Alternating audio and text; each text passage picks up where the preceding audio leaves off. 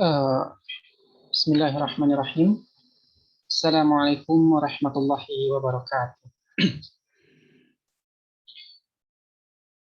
Alhamdulillahirabbil alamin. Wassalatu wassalamu ala asyrofil anbiya'i wal mursalin wa ala alihi washabbihi ajmain amma ba'd. Pertama-tama puji syukur kehadirat Allah Subhanahu wa taala. Alhamdulillah atas karunia, rahmat dan berkahnya kita semua bisa berkumpul kembali dalam kajian Sahih Bukhari Kamis sore hari ini. Juga tidak lupa kita selalu curah limpahkan salawat salam kepada junjungan kita Habibana Nabiyana Muhammad sallallahu alaihi wasallam. Baik, sebelum acara dimulai, izinkan saya untuk membacakan terlebih dahulu susunan acara seperti biasa, yaitu yang pertama pembukaan, kemudian dilanjutkan oleh pematerian yang insya Allah akan disampaikan oleh Bapak Ilyas Sumarna. Kemudian sesi tanya jawab atau diskusi, dan terakhir sesi penutup dan doa. Baik, untuk mengakhiri waktu, kita buka bersama-sama kajian hari ini dengan mengucapkan basmalah bersama-sama. Bismillahirrahmanirrahim. Bismillahirrahmanirrahim. Baik, dilanjutkan ke sesi selanjutnya pematerian. Langsung saja saya serahkan kepada Bapak Ilyas Sumarna dan Bapak tempat. Persilakan.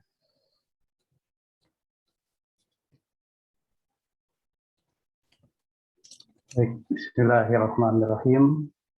Assalamualaikum warahmatullahi wabarakatuh. Waalaikumsalam. Alhamdulillah alladzi arsala rasulahu bil huda wa dinil haqq yuzhirahu 'ala dini kulli wa kafa billahi syahida.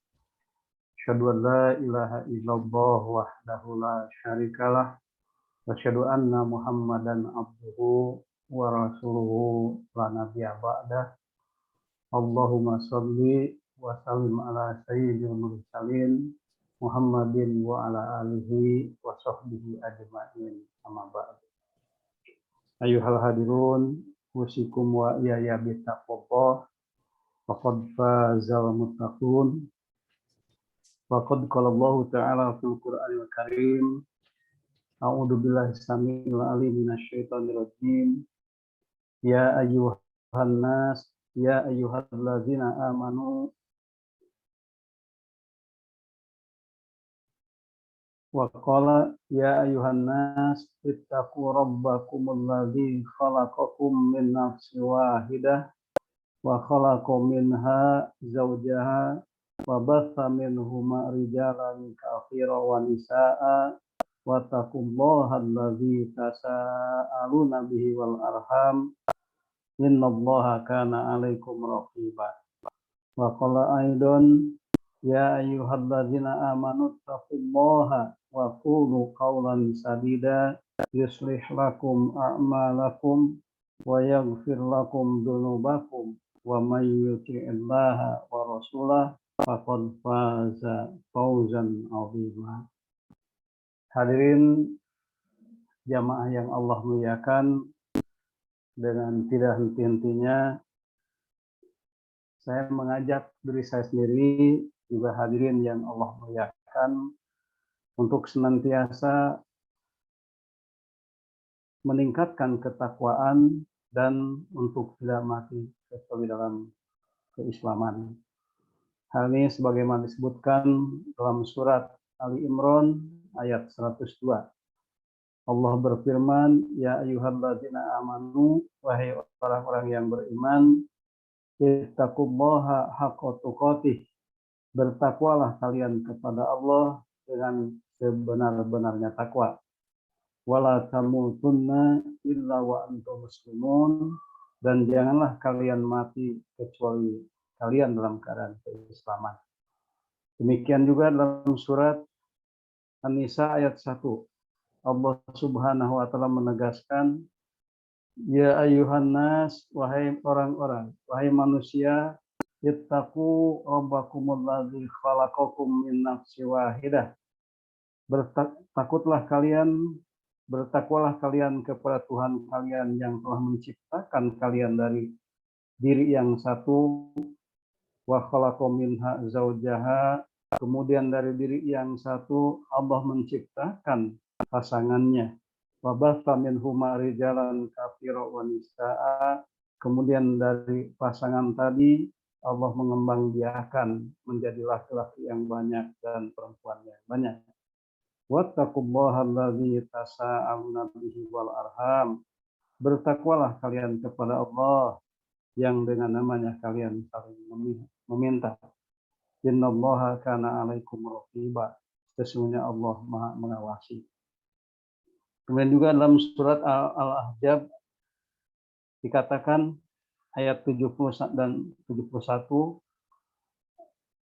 di sini Allah Subhanahu wa taala menegaskan pula, ya ayyuhalladzina amanu taqullaha wa qulu qawlan sadida yuslih lakum a'malakum wa yaghfir lakum dzunubakum wa may yuti'illaha wa rasulahu faqad faza fawzan 'azima. Wahai orang-orang yang beriman, bertakwalah kalian kepada Allah dan ucapkanlah dengan ucapan yang benar. Niscaya Allah akan membereskan amal-amal kalian, mengampuni dosa-dosa kalian. Sehingga barang siapa yang taat kepada Allah dan Rasul-Nya, faqad faza fawzan 'azima, sungguh dia akan mendapatkan keberuntungan yang besar.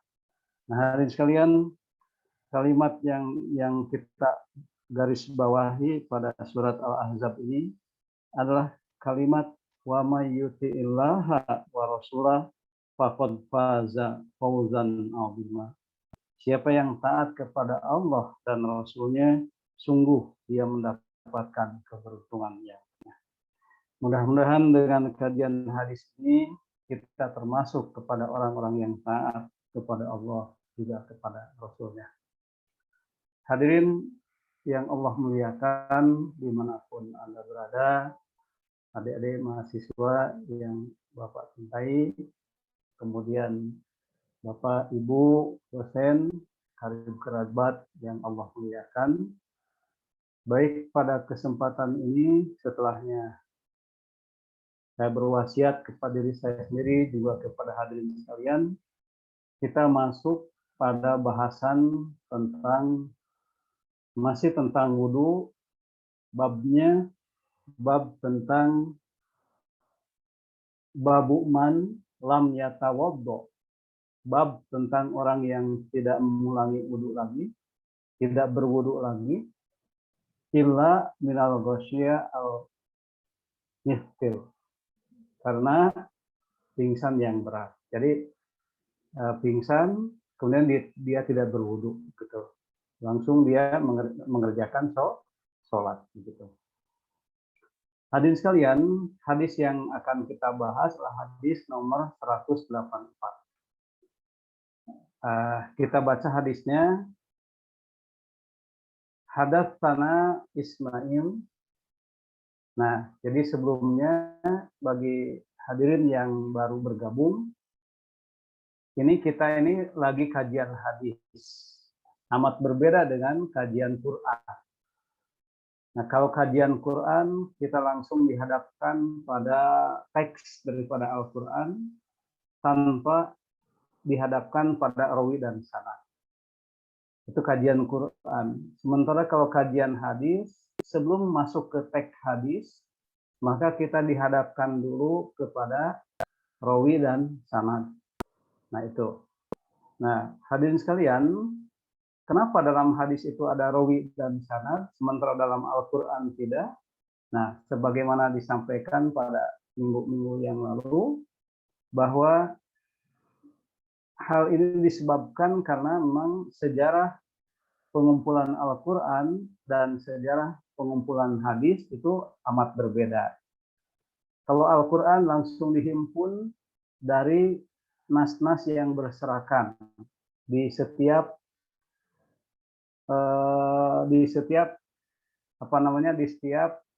media-media yang bisa dipakai untuk menulis seperti batu, kulit binatang, dan sebagainya.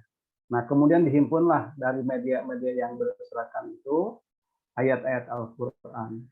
Sehingga otentisitas ayat Al-Quran berada pada media-media itu yang kemudian menjadi mushaf-mushaf. Sementara hadis dalam sejarah pengumpulannya itu tidak dituliskan. Hadis hanya dihafal dari rawi yang satu, periwayat yang satu, kemudian kepada periwayat berikutnya. Nah, oleh karena itu, otentisitas hadis amat bergantung kepada sejauh mana kejujuran kejujuran daripada rawi tersebut. Nah, oleh karena itulah, hadirin sekalian, ketika kita akan mengadakan kajian hadis, maka sebelum teksnya kita dapati, maka kita akan berhadapan dulu dengan rawi dan sanad. Itu alasannya. Kemudian apa bedanya rawi dan sanad? Rawi dan sanad orangnya itu juga, tidak berbeda, hanya berbedanya ketika menelusuri. Kalau urusan menelusuri, misal dari Bukhari kan tidak sejaman dengan Rasulullah. Bedanya sekitar 300 tahun dengan Rasulullah. Nah, ketika menelusuri itu kita dapati terminal 1, terminal 2, terminal 3 sampai kepada sahabat Nabi. Nah, terminal-terminal itu dikatakan sanad. Begitu. Nah, tetapi kemudian kalau kita menelusurinya dari Rasulullah meriwayatkan kepada sahabat, sahabat meriwayatkan kepada B, B kepada C, C kepada D, D kepada Bukhari, maka orang dengan alur seperti itu namanya rawi. Nah, itu hadirin sekalian, penjelasan sepintas tentang perbedaan rawi dan sanad. Nah, coba kita lihat teksnya. Hadatsana telah menceritakan kepada kami. Ini hadatsana telah menceritakan kepada kami. Nah, kami di sini adalah Imam Bukhari. Nah, jadi Imam Bukhari ketika bersama teman-temannya, bersama ikhwan-ikhwannya, teman-temannya ketika belajar kepada Ismail, dan Imam Bukhari menuliskan hadis dari Ismail, dia sebelum menuliskan hadisnya, dia mempertanggungjawabkan dulu hadis yang dia tuliskan. Kata dia, kami mendapatkan hadis ini Ismail dari Ismail. Itu kalau bahasa kitabnya. Ya. Hanya kemudian menggunakan lafaz hadatsana. Hadatsana telah menceritakan kepada kami siapa? Ismail. Berarti Ismail adalah guru Imam Bukhari. Gitu. Qala, kemudian Ismail berkata, dalam rangka apa Ismail berkata? Sama dalam rangka mempertanggungjawabkan hadis yang diriwayatkan kepada Imam Bukhari. Kata beliau, hadatsani telah menceritakan kepadaku. Hadatsani telah menceritakan kepadaku siapa? Malik. Berarti Malik ini adalah gurunya daripada guru Imam Bukhari, yaitu Ismail. Nah, kemudian Malik mendapatkan hadis dari siapa? Dari Hisham. Dari Hisham bin Urwah. Dari Hisham bin Urwah. Nah, kemudian Hisham bin Urwah mendapatkan dari siapa? An imrotihi, dari istrinya, yaitu yang namanya Fatimah. Nah, Fatimah mendapatkan hadis dari siapa? An jaddatiha, dari neneknya. Nah, neneknya, siapa neneknya itu? Asma binti Abi Bakar. Jadi Asma putrinya Abu Bakar. Nah, ini yang jumpa dengan Aisyah, istri Nabi, ya. Ya, jadi yang kita sebut terminal-terminal itu tadi adalah terminal pertama adalah Ismail. Terminal kedua adalah Malik. Terminal ketiga adalah Hisham bin Urwah. Terminal keempat adalah Fatimah. Terminal keempat kelima adalah Asma. Asma, putrinya Abu Bakar. Kemudian terminal terakhir adalah Aisyah. Nah itu Aisyah, begitu. Nah itu terminal atau sanad. Sementara kalau kita menelusurinya dari Aisyah, Aisyah mendemokan atau menyampaikan perkataannya meriwayatkan hadis ini kepada Asma. Berarti Aisyah itu rawi pertama, Asma rawi kedua. Kemudian rawi ketiga adalah Fatimah. Fatimah meriwayatkan kepada Hisham bin Urwah, suaminya. Hisham bin Urwah meriwayatkan kepada Malik, Malik meriwayatkan kepada Ismail, Ismail meriwayatkan kepada Imam Bukhari. Nah, begitu. Nah, itu berarti kalau alurnya begitu, itu namanya rawi. Nah, begitu hadirin sekalian. Baik, itu mengulang bagi mereka yang baru bergabung supaya nyambung bahasan kita. Nah, kita kembali. Jadi hadis ini didapat dari Asma binti Abu Bakar annaha, bahwa beliau qalat berkata, apa kata Asma? Apa itu? Aku pernah menemui Aisyah. Aku pernah berjumpa dengan Aisyah, yaitu Aisyah itu adalah zaujan Nabi Shallallahu Alaihi Wasallam. Yaitu berjumpa kepada Aisyah, istri Nabi Shallallahu Alaihi Wasallam, hina pada saat khosafat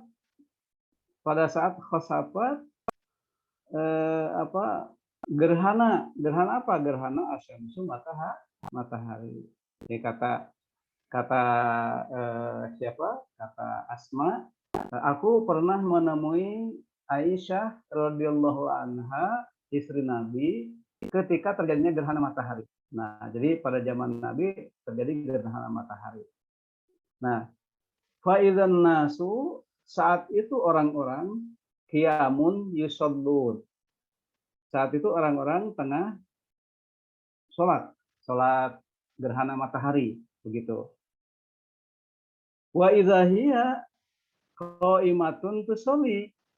Wa idza hiya, dan saat itu hiya, kembali ke Aisyah tadi, qaimatun tusolli, tengah sholat juga. Nah, jadi saat itu Asma binti Abi Bakar itu menemui Aisyah, saudaranya, ketika tengah berjalan gerhana matahari, dan saat itu orang-orang tengah sholat gerhana termasuk Aisyah radhiyallahu anha. Fakultu, dalam keadaan Aisyah sholat itu, fakultu, aku bertanya kepada beliau, kata Asma, aku bertanya kepada beliau, Malinas. Nah, Malinas, apa gerangan yang terjadi pada orang-orang? Kata Asma kepada Aisyah yang tengah sholat tadi. Kemudian fa'asyarat, kemudian Aisyah menjawab dengan fa'asyarat, dengan mengisyaratkan biyadiha, tangannya, nahwas sama, ke langit. Nah, jadi ditanya begitu, Aisyah yang tengah sholat itu, dia mengisyaratkan tangannya ke langit, menunjuk ke langit, begitu. Padahal tengah sholat. Nah, ini hadis ini menjadi dalil bahwa kalau kita lagi sholat, kemudian ada yang bertamu atau ada yang mengucapkan salam kepada kita atau yang nanya, jawablah dengan isyarat. Begitu, boleh, nggak apa-apa, gitu ya. Nah, kalau kemudian pintu itu di depan kita tengah sholat, ya kita buka dulu pintu, gitu. Kemudian kita lanjutkan sholat, begitu. Nah, itu jadi oleh karena itu hadirin sekalian, dalam Islam sholat yang khusyuk itu atau ibadah itu tidak harus hilang kesadaran. Sebagaimana doktrin dalam agama lain ya, yang disebut dengan nirwana itu, hilang kesadaran. Tapi dalam Islam ketika kita beribadah kepada Allah itu justru kesadarannya harus tinggi, begitu, bukan hilang. Nah, oleh karena itu kita tahu apa yang terjadi di sekeliling kita. Nah, jadi di sini hadirin sekalian, Asma bertanya kepada Aisyah yang tengah sholat, Malin nas, apa yang terjadi dengan orang-orang? Fa asyarat biyadiha nahwa sama.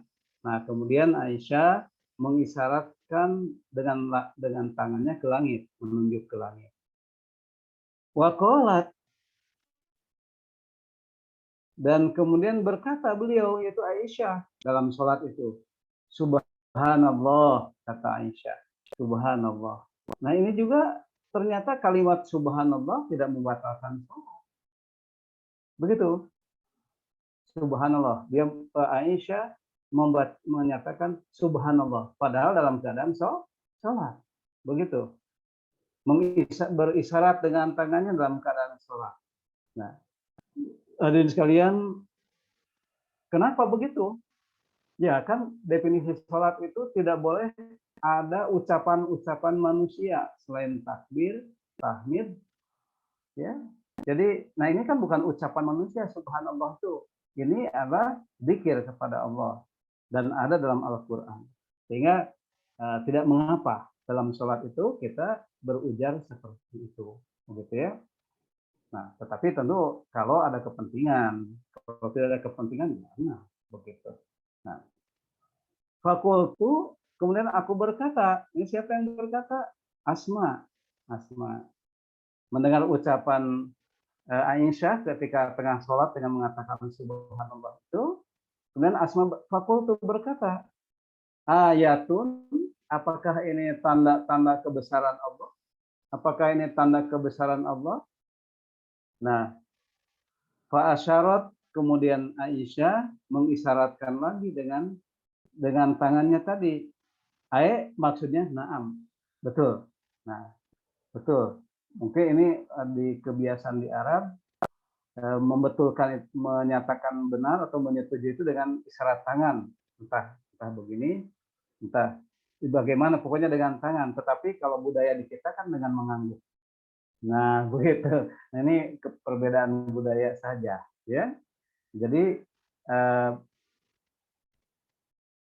mohon maaf, Pak Asyarat dalam hadisnya tidak mungkin Pak Asyarat dalam hadisnya tidak sebutkan dengan tangan. Mungkin maksudnya mungkin dengan kepalanya. Mungkin dengan kepalanya. Ya. Nah, jadi boleh jadi dengan tangan atau lebih ininya dengan kepala, dengan dianggukkan begitu. Nah, maksudnya adalah na'am, benar.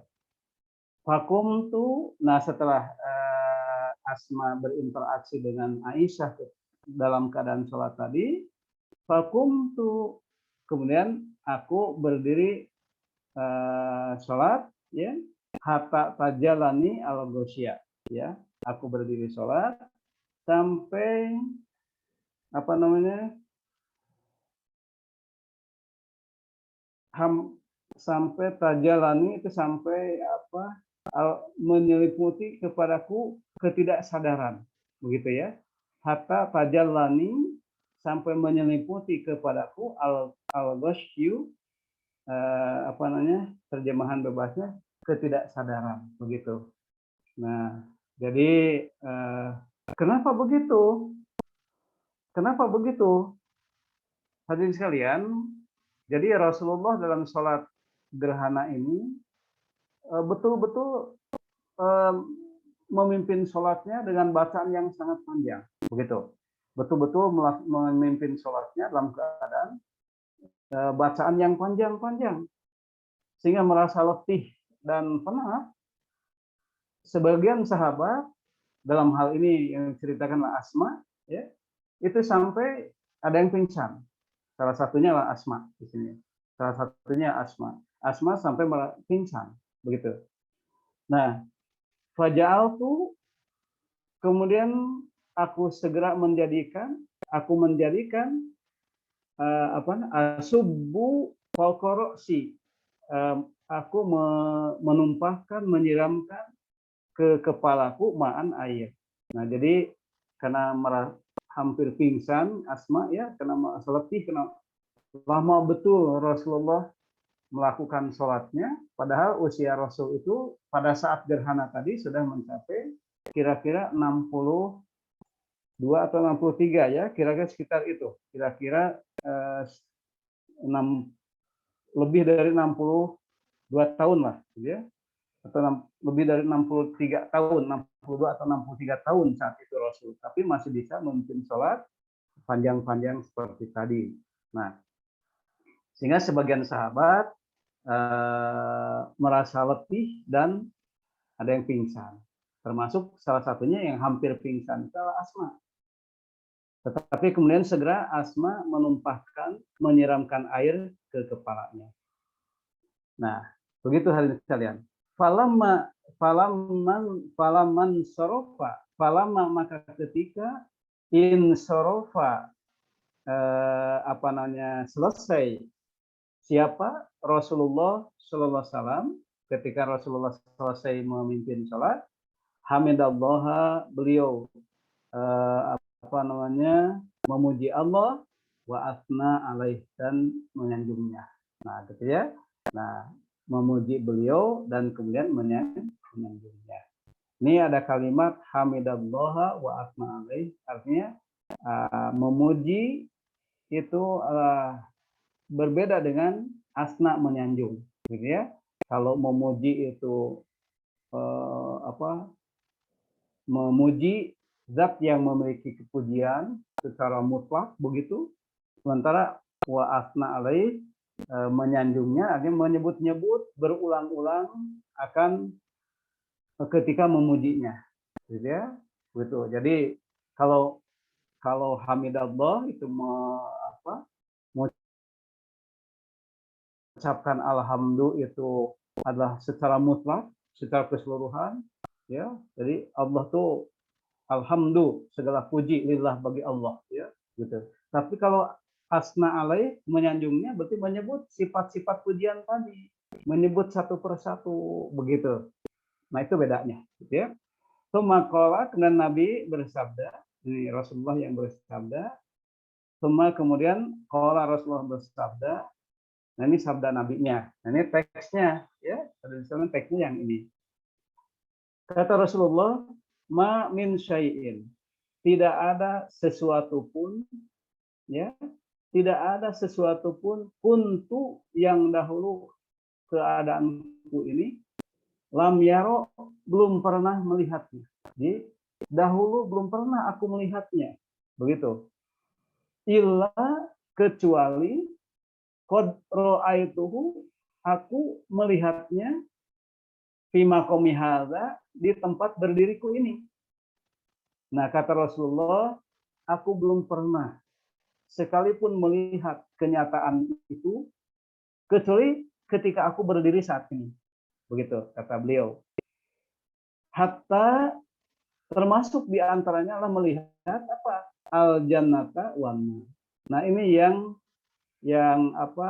membuat Rasulullah Shallallahu Alaihi Wasallam berlama-lama sholatnya, karena pada saat itu dinampakkan kepada Rasulullah jannah, surga, dan dinampakkan kepada Rasulullah anhar, neraka. Jannah dengan segala kenikmatan dan orang-orang yang berada di dalamnya, neraka ditampakkan oleh Rasulullah betapa siksaan-siksaan yang ada dan orang-orang yang berada di dalamnya, sehingga Rasulullah merasa khawatir hal ini terjadi kepada umatnya, begitu, sehingga bertambah-tambahlah kehusuan Rasulullah dalam memimpin sholat, sehingga lama sekali beliau memimpin sholatnya sampai sebagian sahabat tadi ada yang pingsan tadi. Dilanjutkan hadirin sekalian, walaqad uhiya, dan sungguh telah diwahyukan ilayya kepadaku, ya, annakum, bahwa kalian itu kelak tuftanuna fil kubur, kalian akan mendapatkan fitnah dalam kubur.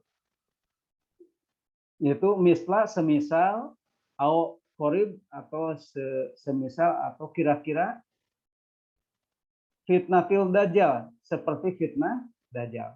Nah, jadi kata Rasulullah mendapatkan wahyu bahwa umatnya itu akan mendapatkan fitnah.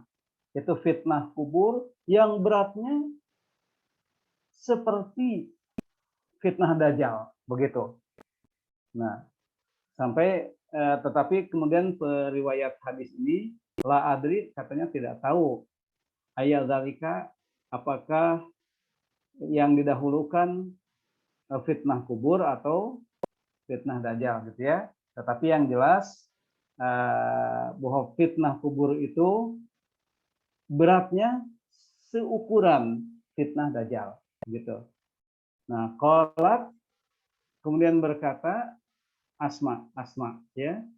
Nah, jadi apa yang dikatakan Asma tadi, aku tidak tahu apakah mana yang dahulukan fitnah dajjal atau fitnah kubur, begitu ya.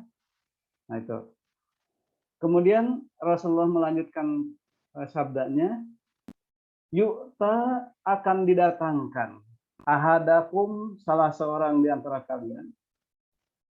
Fayuqalu lahu, kemudian dikatakan kepadanya, ditanyakan kepadanya, ma ilmuka bihadzal rajul? Ma ilmuka, bagaimana, apakah engkau tahu bihadzal rajul, tentang orang ini? Ya, menunjuk kepada nanti seseorang didatangkan dan ditanya, siapa orang ini? Gitu kira-kira bahasa kita. Nah, fa'amal mu'min, adapun apabila yang meninggal itu si mukmin, awil mungkin, ya, jika yang meninggal itu orang mukmin atau orang mungkin yang yakin. Nah, kemudian Asma berkata lagi, la adri ayat zalika qolat Asma, ya. Dan Asma berkata lagi, aku tidak tahu apakah yang didahulukan mukmin atau mungkin atau mukmin atau mungkin, ya. Tidak tahu katanya. Nah, tetapi yang jelas orang mukmin atau orang mungkin yang yakin tadi, fayaqulu akan menjawab terhadap pertanyaan tadi bahwa huwa Muhammadun Rasulullah, bahwa dia itu adalah Muhammad Rasulullah. Ja'ana, yang beliau datang kepada kami bil bayinat, dengan membawa keterangan-keterangan yang jelas, wal huda, dan petunjuk. Nah, hadirin sekalian, al bayinat itu maksudnya bukti-bukti, mukjizat-mukjizat, termasuk Al-Qur'an di dalamnya. Karena Al-Qur'an lah mukjizat Nabi yang paling besar, ya. Wal huda, adapun huda itu adalah ilmu. Nah, begitu. Jadi Rasulullah SAW akan datang kepada kita dengan membawa sekian mukjizat, termasuk Al-Quran, wal huda, dan ilmu. Nah, ini kita kembali kepada pembahasan tentang ilmu yang fardu ain itu, ya bahwa ilmu fardu ain itu adalah ilmu agama, sementara ilmu umum itu fardu kifayah, ya. Jadi kalau agama itu adalah fardu ain, kewajiban yang dibebankan kepada setiap kita sebagai individu mukmin. Itu wajib untuk memahami ilmu agama pada batas-batas yang wajib, begitu. Sementara ilmu umum itu adalah fardu kifayah, wajib karena kita memilihnya. Nah, kenapa si A itu wajib belajar fisika? Karena dia memilih fisika sebagai keahliannya. Sementara yang lain yang tidak memilih fisika tidak wajib. Nah, itu yang disebut dengan fardu kifayah. Nah, hadirin sekalian, wal huda, dan ilmu. Huda ini petunjuk, maksudnya lah ilmu.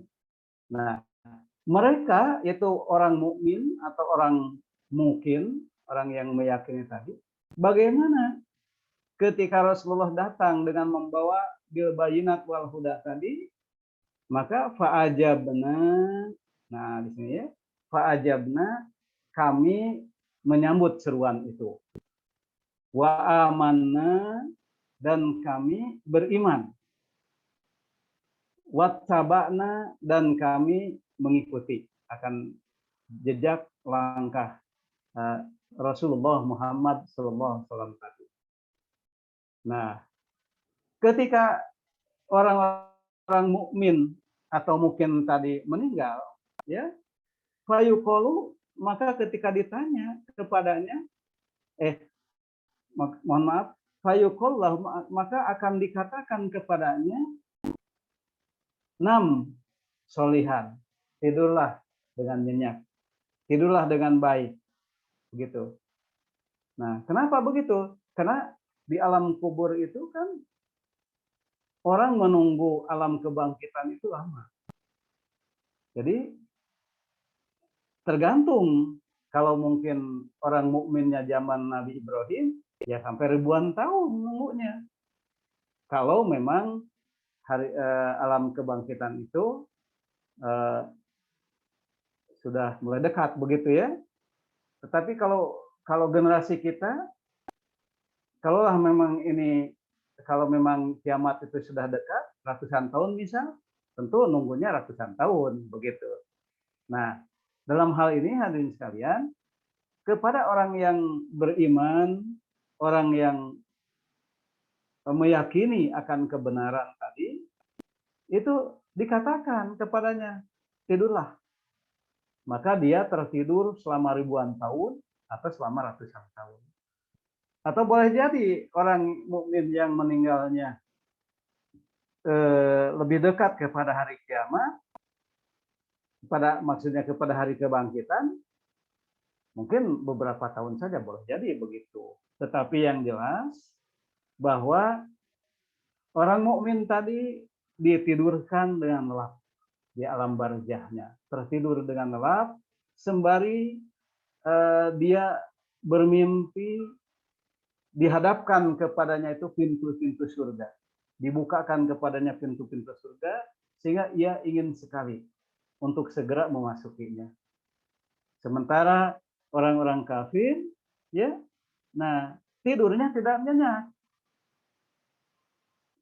Kita saja kalau sakit, ya, kita aja kalau sakit itu satu malam itu rasanya lama, begitu. Untuk menunggu subuh itu lama. Kalau kita sakit tidak bisa tidur, apalagi ini ratusan tahun atau boleh jadi jutaan tahun.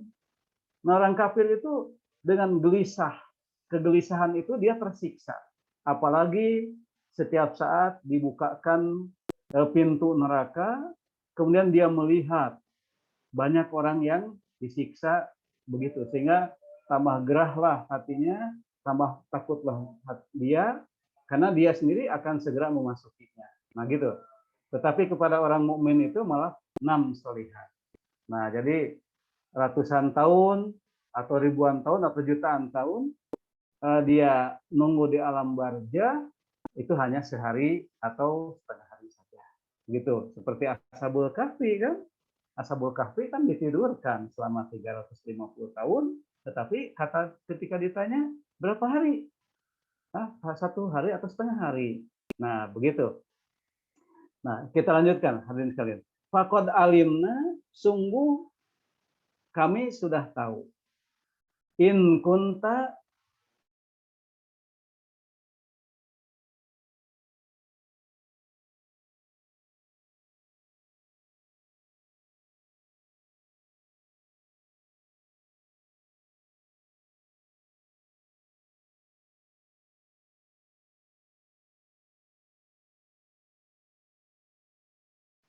sesungguhnya engkau itu la mu'minan mal munafik. Nah, atau orang yang masih asma, apakah yang didahulukan kata munafik atau murtad di dalam hadis ini?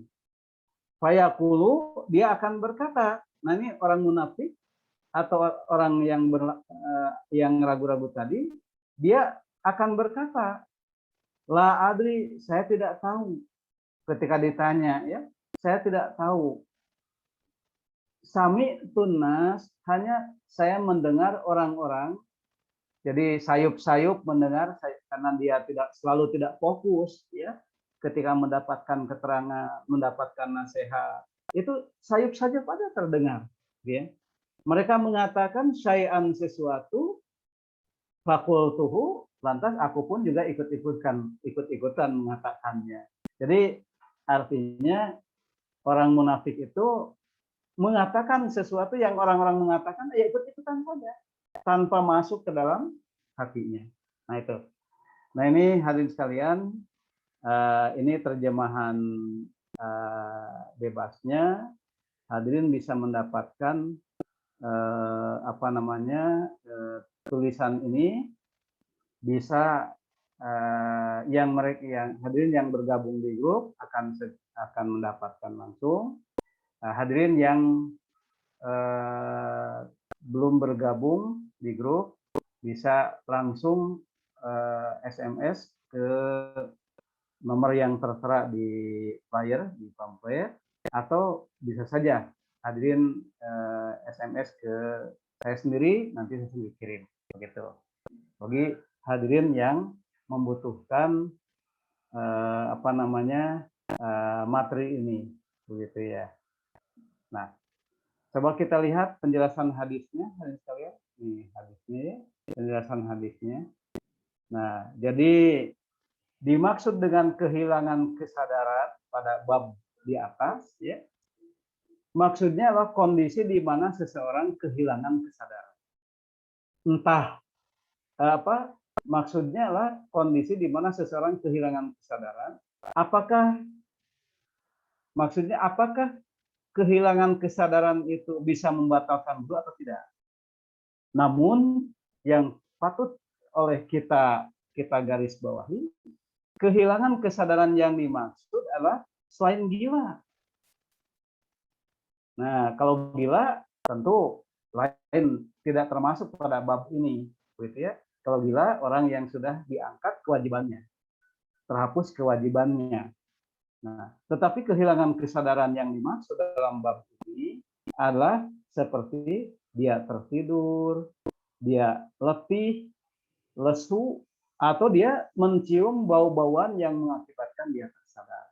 Nah, apakah orang-orang seperti itu berwudu lagi atau tidak? Nah, itu pertanyaannya. Tetapi bahasan-bahasan yang sudah kemarin, bahwa Rasulullah tertidur sampai mendengkur, tidak berwudu lagi, gitu ya, tidak berwudu lagi. Dia sholat sunnah qobla subuh, kemudian dia memimpin sholat subuh, gitu. Padahal dia wudunya sebelum tertidur, begitu. Sebelum tertidur dia wudu, sholat tidur lagi sampai mendengkur, kemudian beliau bangun untuk sholat rawatib qobliyah, kemudian dia memimpin sholat subuh. Nah, gitu ya. Nah, ada yang ulama yang mengatakan, kan tidur Nabi beda dengan tidur kita. Boleh jadi katanya Nabi itu istilahnya, Nabi itu matanya tertidur tapi hatinya terjaga. Beda dengan tidurnya kita. Nah, mana yang benar? Bagi kita gini saja. Ya.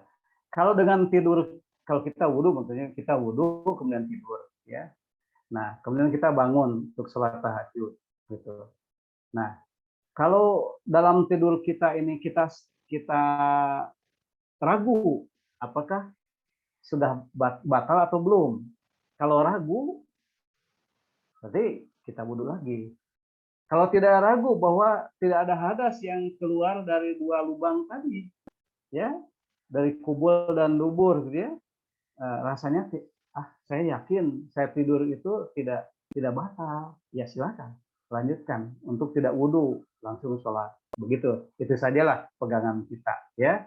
Kalau kemudian ada ulama yang mempersoalkan bahwa tidur Nabi beda dengan tidur kita, nah begitu. Nah, jadi kalau kita ragu, wudhu lagi. Kalau tidak, boleh dilanjutkan. Karena memang contohnya seperti itu, bahwa tidur tidak membatalkan wudhu sepanjang kita tidak ragu. Begitu itu saja. Hadirin sekalian, coba kita lihat poin yang kedua.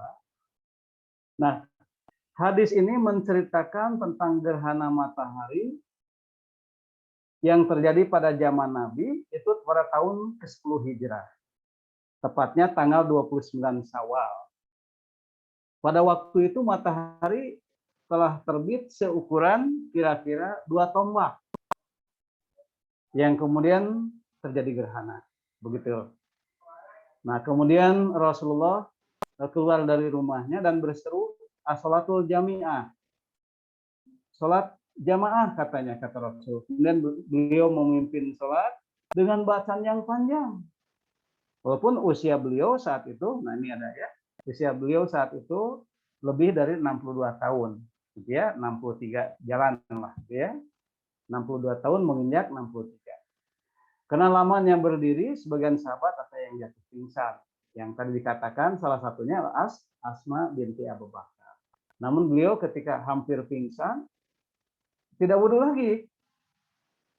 Ya, kalau dalam hadis tadi itu pakai fi'il madi, kata kerja lampau. Ya, tapi kemudian beliau sendiri yang menyiramkan air ke kepalanya dan tidak wudhu lagi. Beliau langsung sholat. Ya. Nah, hadirin sekalian, ketika Nabi Shallallahu Alaihi Wasallam memimpin sholat, Asma datang dan bertanya kepada Aisyah, seperti yang disampaikan dalam bahasan tadi. Nah, Aisyah itu tengah sholat. Aisyah tengah sholat ketika ditanya oleh Asma. Nah, kemudian Aisyah menjawab pertanyaan Asma dengan mengisyaratkan telunjuknya ke langit. Mungkin yang dimaksud tengah gerhana. Dan tiba-tiba dari lisannya terucap, dari lisan Aisyah terucap subhanallah, padahal dalam sholat. Nah, kan begitu. Sehingga ulama menyatakan bahwa tidak batal ketika kita mengucapkan subhanallah, alhamdulillah. Misal menjawab ada yang bersin ya, yang bersin, kemudian alhamdulillah, kemudian dijawab yarhamukallah. Nah, dan selanjutnya itu dalam beberapa hadis tidak batal, seperti dalam hadis ini, begitu. Kenapa? Karena kalimat subhanallah, alhamdulillah itu adalah bukan ucapan manusia, tapi itu adalah merupakan sebagian daripada ayat-ayat Al-Quran. Ya. Nah, kemudian kalimat aku menuangkan air ke kepalaku karena hampir pingsan, itu menunjukkan bahwa beliau tidak wudhu lagi. Pada waktu pingsannya tidak, setelah beliau sadar, segera sadar dari pingsannya, dia tidak wudhu lagi, tapi hanya kalau kita mah istilahnya cuci muka lah gitu ya, supaya seger lagi gitu ya. Nah gitu. Yang kelima, poin kelima, setelah selesai sholat, Rasulullah menghaturkan pujian dan sanjungan. Nah, yang dimaksud dengan alhamdulillah adalah menyifati yang dipuji dengan kesempurnaan. Alhamdulillah, segala puji bagi Allah. Sementara afana adalah sering menyebutkan sifat ini, sering memuji Allah Subhanahu wa taala. Nah, gini ya. Nah, perbedaan dua kata ini seperti dalam hadis ini. Waktunya nah ini ya. Nah, ini jadi ada hadis Nabi yang memilah antara pujian antara alhamdulillah dengan asana, gitu ya. Nah, begitu.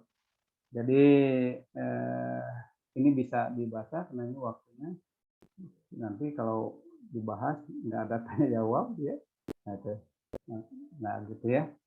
Ya. Baik hadirin sekalian, kemudian dalam hadis tadi, kenapa Rasulullah itu berlama-lama sholat?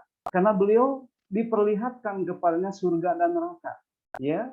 Jadi momen itu yang beliau sangat dengan diperlihatkannya surga, beliau sangat betah ya, betah. Kemudian ketika diperlihatkan neraka, beliau sangat khawatir hal itu terjadi pada umatnya. Nah, sehingga beliau membacanya sangat panjang sekali. Ya. Nah, itu saja hadirin sekalian bahasan kita hari ini. Ya, silakan Maula untuk dibukakan tanya jawabnya. Baik, terima kasih Bapak atas pemateriannya.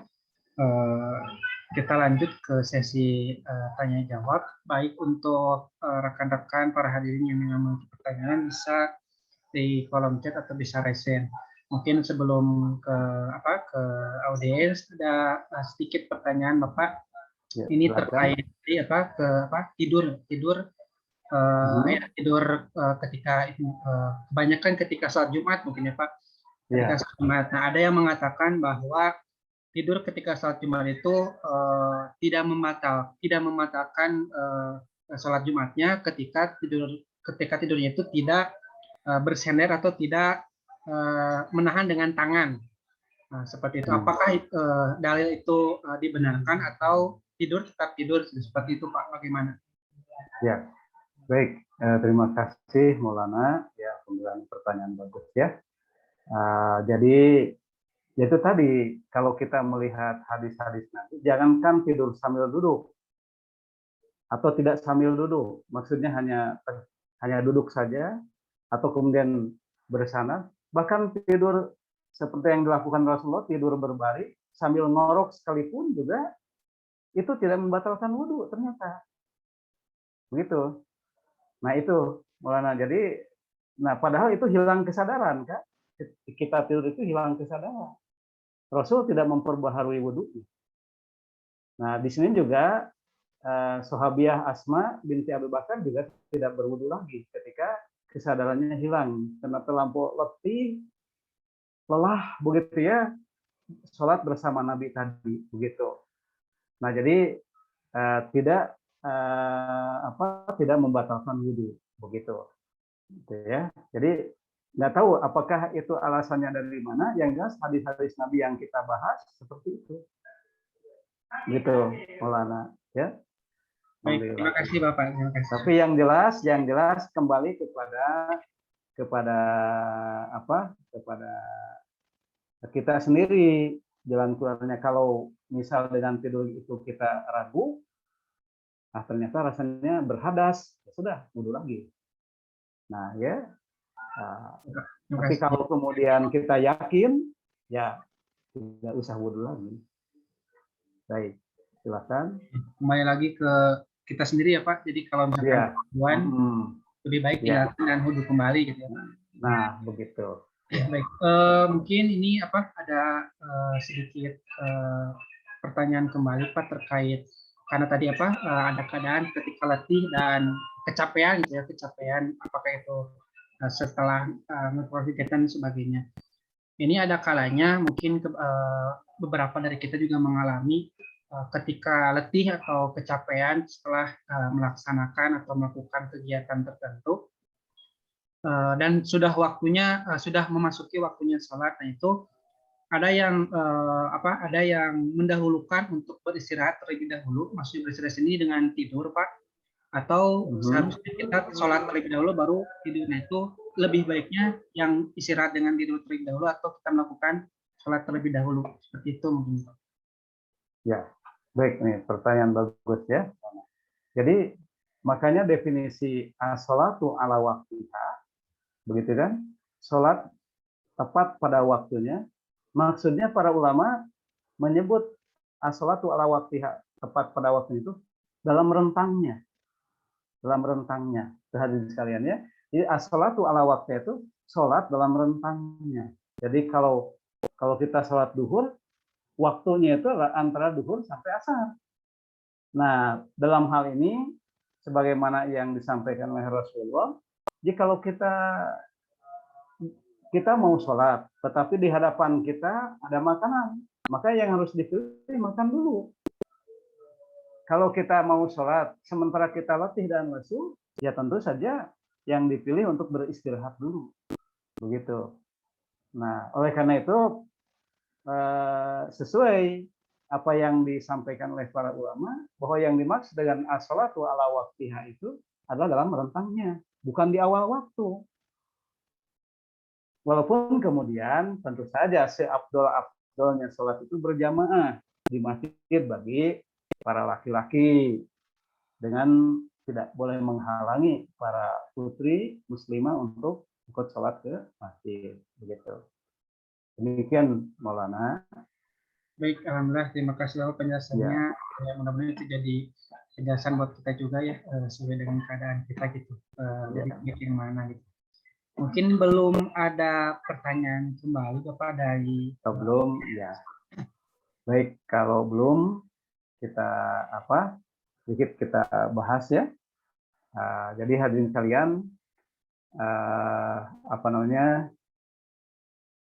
kita kembali kepada 7 golongan yang dilindungi oleh Allah nanti di padang mahsyar ya. Nah, salah satu yang dilindungi itu kan mereka yang ta'aluk ke masjid, yang hatinya terpaut ke masjid. Nah, kembali kepada pertanyaan Maulana tadi, apakah orang yang istirahat dulu begitu ya, atau makan dulu, artinya tidak berjamaah ke masjid karena ada uzur syar'i tadi, letih atau kemudian pokoknya ada halangan yang sifatnya syar'i, apakah hal itu menghalangi dia untuk tidak termasuk ta'aluk ke masjid? Nah, di sini bahasannya ta'aluk ke masjid itu bukan hadirin sekalian, kan begini, yang datang ke masjid itu ada 2 golongan. Golongan yang terbiasa ke masjid, sehingga kalau tidak ke masjid rasanya tidak enak. Begitu. Ya. Nah, ada orang yang memang bermahabbah kepada Allah. Ini di atas tingkatan kebiasaan. Bermahabbah kepada Allah. Ya. Sehingga kedatangannya ke masjid karena kecintaannya kepada Allah. Ta'aluknya, terpautnya ke masjid itu bukan karena kebiasaan ke masjid, tapi karena mahabbahnya kepada Allah Subhanahu wa taala. Oleh karena itu, ukuran kelompok yang nanti dilindungi oleh Allah di padang mahsyar tadi, 7 golongan tadi, yang dimaksud salah satunya adalah yang terpaut ke masjid, bukan dilihat dari sudut datang tidaknya ke masjid, kan begitu ya, tapi dilihat dari sisi mahabbahnya, begitu. Karena yang datang ke masjid boleh jadi karena kebiasaan ke masjid, terlebih bagi mereka yang ria, boleh jadi begitu ya, boleh jadi. Wah itu, nah jadi soal intinya soal mahabbah. Karena kedatangan ke masjid menunda sholat berjamaah mungkin tadi karena persoalan masih lelah, mungkin persoalan ini dulu, itu dulu, uzur-uzur yang sifatnya syar'i begitu. Nah itu ya. Nah itu hadirin sekalian. Jadi kembali lagi ya. Jadi kembalinya pada persoalan hakikatnya begitu. Baik, Maulana belum ada. Ada mungkin satu pertanyaan terakhir mengenai itu juga. Ada satu pertanyaan kembali, jika kita melaksanakan sholat fardu, misalkan sholat fardu isya, dan pada tahiyat terakhir kita tertidur Pak, mungkin karena saking mengantuknya, pada tahiyat terakhir tertidur sebentar, meskipun sebentar, mungkin karena kecapean. Apakah sholatnya harus diulang dan apakah wudhunya juga harus diulang atau tetap sah? Seperti itu Pak. Ya. Pertama, ketika kita tertidur walaupun sebentar ya, nah dalam sholat, apakah kita ragu ataukah tidak bahwa sholat kita ini lengkap atau tidak? Misal tidak ragu, walaupun tertidur kita sudah melaksanakan sholat lengkap 4 rakaat misal dengan seperangkat rukun dan wajibnya. Nah kalau tidak ragu ya lanjutkan begitu sholatnya. Tetapi kalau kemudian kita ragu, rasanya tahiyatnya kelewat rasanya. Nah gitu kan, rasanya tahiyat awalnya kelewat. karena kita tertidur tadi. Nah, kalau begitu, maka kita cari yang yakinnya. Kita cari yang yakinnya. Apakah lebih yakin melakukan tahiyat atau tidak yakin? Nah, gitu kan? Mana yang yakinnya? Nah, harus segera kita meyakinkan yang mana. Apakah yang yakin itu meninggalkan tahiyat atau melaksanakan tahiyat? Nah, setelah kita misal kalau kita yakin sudah tahiyat, ya sudah, tinggal di akhir sujud sahwi. Kalau kita tidak yakin melaksanakan tahiyat, ya sujud sahwi. Sama sujud sahwi. Nah, tetapi kalau urusan rakaat, tentu kalau kita tidak yakin bahwa sholat kita ini, ini harusnya 4 rakaat, ini 3 rakaat, berarti harus ditambah 1 rakaat, baru sujud sahwi. Kan begitu. Tapi kalau kita yakin 4 rakaat, ya sudah selesai. Tinggal sujud sahwi saja, begitu. Nah, jadi sholatnya dilanjut. Kesimpulannya sholatnya dilanjut. Tetap saja tidak batal, begitu ya. Nah, tentu tidak wudhu lagi. Ya. Kecuali kalau kita sadar dalam sholat itu kita berhadas. Nah, kalau kita berhadas, entah keluar sesuatu dari depan atau dari belakang. Nah, kalau kita sadar, ya, atau ragu, rasanya kentut. Nah, ragu, kentut tidak ya. Nah, gitu ya. Maka sudah sebaiknya ambil yang kalau ragu berarti dibatalkan sholatnya dan wudhu lagi. Kalau ragu begitu, ya. Nah, gitu, Maulana. Baik, alhamdulillah jelas Ya. Bapak. Ya. Mungkin jika ada keraguan sangat-sangat ini lebih baik ditinggalkan, kan Pak. Ya. Diambil yang yakinnya. Tetapi harus hati-hati hadirin sekalian, jangan sampai terjebak pada reka perdaya setan. Jadi kalau memang biasanya kan seperti orang yang wudhu tadi, sampai 1 bak habis belum selesai, gara-gara dia ragu. Selesai wudhunya rasanya mengusap kepala belum tuh, diulangi lagi. Nah, setelah itu ragu lagi. Nah, terus saja berwudu terus karena setan menyusupkan keraguan dalam hati kita. Nah, jadi artinya kalau kita sudah menetapkan pilihan sudah selesai, nggak usah dibuka peluang lagi untuk macam-macam lagi. Kalau pilihan ragu ya sudah ragu, batalkan sholatnya, kemudian wudu lagi, kemudian sholat. Jangan mengikuti apa yang jadi hiwaswisu fisudurinas tadi, yang jadi bisikan-bisikan sana, setan jangan diikuti. Kalau sudah menetapkan pilihan sudah selesai, jangan dibuka peluang lagi. Nah, begitu Maulana ya. Baik Bapak, terima kasih. Itulah pentingnya saat kita melakukan ibadah, khusyuk ya Pak, harus khusyuk biar tidak ada godaan-godaan yang lainnya. Baik, terima kasih untuk yang sudah bertanya dan melihat waktu. Alhamdulillah tidak terasa sudah pukul 5 lebih. Kita sudah melaksanakan sesi kematerian dan hingga diskusi kali ini. Mungkin sebelum ditutup, agar lebih berkah dan lebih banyak yang kita dapatkan, mungkin kita lakukan terlebih dahulu sesi doa.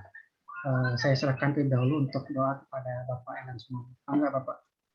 Baik. Bismillahirrahmanirrahim. Allahumma sholli ala Muhammadin wa ala alihi wa sahbihi ajma'in. Allahumma ighfir lil muslimina wal muslimat, lil mu'minina wal mu'minat, al ahya minhum wal amwat, bi rahmatika ya mujibud da'wat. Rabbana zalamna anfusana wa illam taghfir lana wa tarhamna lanakunanna minal khasirin. Rabbana zidna ilman nafi'an warzuqna fahman wasi'an ya arhamar rahimin. Rabbana taqabbal minna du'ana innaka sami'ud du'a. Amin ya rabbal alamin. Amin ya rabbal alamin. Terima kasih kepada Bapak Enan Sumarna dan juga terima kasih kepada para hadirin baik yang hadir di streaming YouTube dan di ruang Zoom kali ini. Insya Allah apa yang telah dipaparkan menjadi syafaat untuk kita semua dan ilmu yang bermanfaat bagi kita semua. Sebelumnya saya mohon maaf atas kekurangan saya sebagai pemimpin acara hari ini. Insya Allah kita akan bertemu kembali di kajian Sahih Bukhari pekan depan, tetap di hari dan jam yang sama, hari Kamis pada asyar pukul 16. Dan saya ingatkan terlebih dahulu bagi yang belum mengisi presensi, silakan untuk mengisi presensi, linknya yang tertera di kolom chat.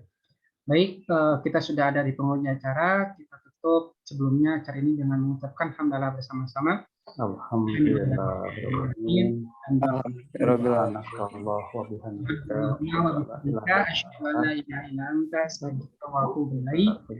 Terima kasih saya ucapkan sekali lagi. Assalamualaikum warahmatullahi wabarakatuh. Waalaikumsalam.